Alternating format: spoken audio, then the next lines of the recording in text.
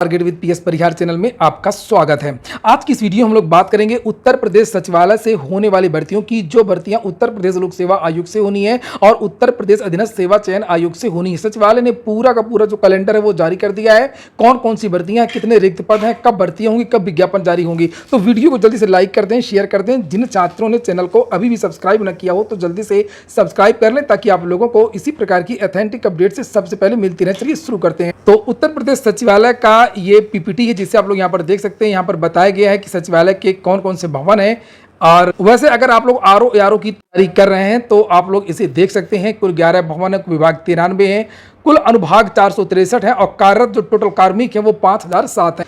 सीधे यहाँ पर जो तीसरी स्लाइड है, चौथी, इसी में आपको देखने को मिल जाएगा कि कितने पद रिक्त हैं, कौन कौन से पद हैं, किस तरीके से भरे जाने हैं। यहाँ पर जैसे यहाँ से शुरू करते हैं। अनुसचिव से विशेष सचिव तक अनुभाग अधिकारी के 10 पद रिक्त हैं, ये तो प्रमोशन से भरे जाते हैं। नीचे एक और पद है अनुभाग अधिकारी, ये इसके स्वीकृत पद 456 है, कार्यरत 399, 57 पद हैं। इसमें ये पद भी पदोन्नति से भरे जाते हैं। व्यवस्था अधिकारी 20 पद होते हैं, 12 कार्यरत हैं, 8 पद रिक्त हैं। ये पदोन्नति के लिए अर्ह नहीं है, अभी कोई इसकी योग्यता नहीं है। समीक्षा अधिकारी, सहायक समीक्षा अधिकारी में आ जाइए, जिसका आपको इंतजार है। इसमें कितने पदों का अध्याचन उत्तर प्रदेश लोक सेवा आयोग भेजा गया है, यहाँ पे लिखा हुआ है। तो यहाँ पर लिखा है कि टोटल जो आरओ होते हैं सचिवालय में वो 2209 है और कार्यरत 1465। रिक्त जो पद हैं आरओ के वो 744 हैं।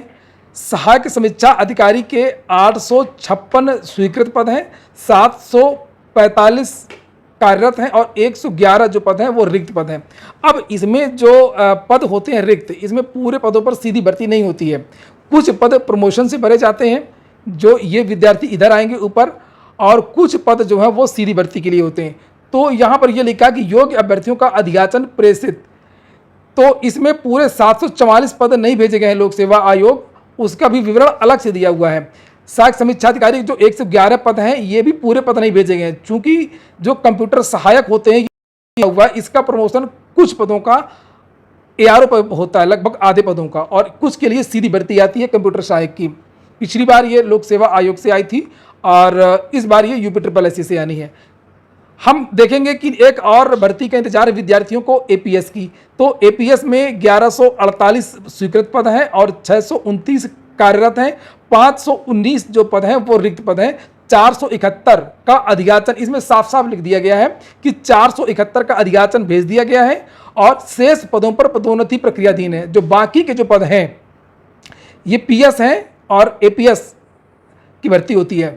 और यहाँ पर लिखा हुआ है कि 471 का अध्याचन भेजा गया है और बाकी के जो लोग हैं उनका प्रमोशन होगा। नीचे कंप्यूटर सहायक के बारे में भी देखिए, लिखा हुआ है कि 144 छात्रों का अध्याचन भेज दिया गया, साफ साफ लिखा हुआ है।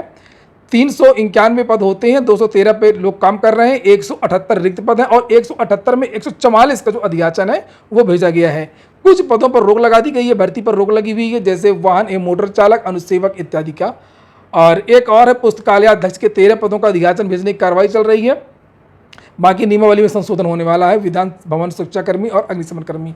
तो यहाँ पर 2-4 पद हैं। एक आरओ को आप देख सकते हैं, एआरओ का, निजी सचिव, पीएस और कंप्यूटर सहायक, जिन पर भर्तियां होनी है।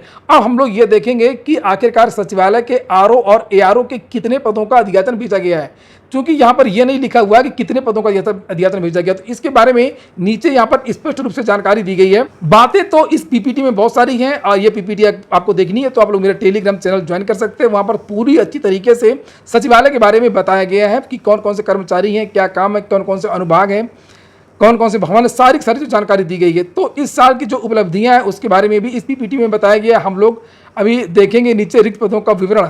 तो यहाँ पर टॉप के जो अधिकारी होते हैं, विशेष सचिव जो आईएएस लेवल के होते हैं, वहाँ से लेकर के नीचे तक के जो कर्मचारी होते हैं उन सबका विवरण दिया हुआ है यहाँ पर।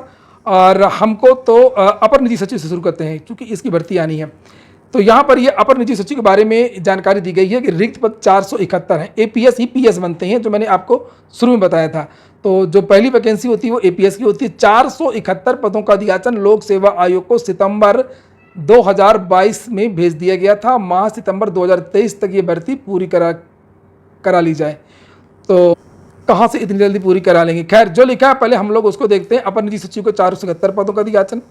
अब आ जाइए आरओ में जैसे पहले लिखा था कि 717 पद रिक्त हैं, तो इसमें जैसे कि मैंने बताया कि कुछ पद प्रमोशन के होते हैं और कुछ पद सीधी भर्ती के होते हैं। तो यहाँ पर पदोन्नति के ये लिखा हुआ 565 पद हैं, पदोन्नति से जो भरे जाएंगे 717 में, और सीधी भर्ती के जो रिक्त पद हैं वो 152 है। 152 में भी 112 पदों का जो अधियाचन है वो प्रेषित किया गया है और 73 पदों का अधियाचन भी प्रेषित किया गया है।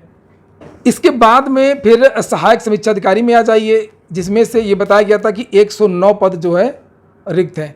तो 109 में से नीचे यहाँ पर लिखा है कि पदोन्नति के हैं 59 पद और 50 पद सीधी भर्ती के कोटे के हैं। तो इसमें से केवल 21 पदों का अधियाचन भेजा गया है, अधियाचन प्रेषित किए जाने की कार्रवाई की जा रही है। अच्छा, और अभी घबराने की बात नहीं है, मैं भी आपको बताऊंगा पदों की संख्या, ऐसी बात नहीं है। तो समीक्षाधिकारी लेखा के बारे में भी यहाँ पर बताया गया कि 3 पदों का अधियाचन प्रेषित किया गया है। और अब आइए कंप्यूटर सहायक। कंप्यूटर सहायक के 391 पद हैं, स्वीकृत कार्यरत 213 हैं और रिक्त पद 178 हैं। 144 पदों का अधियाचन यूपी SSSC को भेजा जाएगा लखनऊ सितंबर 2023 तक। यानी कि आप लोगों को ये वैकेंसी PT 2023 के अधीन देखने को मिल सकती है।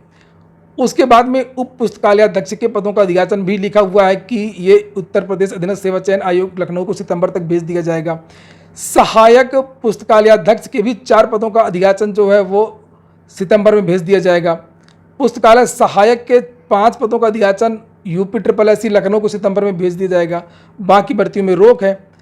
और नीचे यहाँ पर कुछ अन्य प्रक्रियाओं के बारे में जानकारी दी गई है। अब आप लोग ये सोचेंगे कि ये तो बहुत कम पद हैं, यानी कि आरओ के केवल 112 पदों का अधियाचन भेजा गया है और सीधी भर्ती के ARO के केवल 21। तो मैं आपको फिर से बता दूं कि ARO में वैकेंसी केवल सचिवालय से ही नहीं आती है।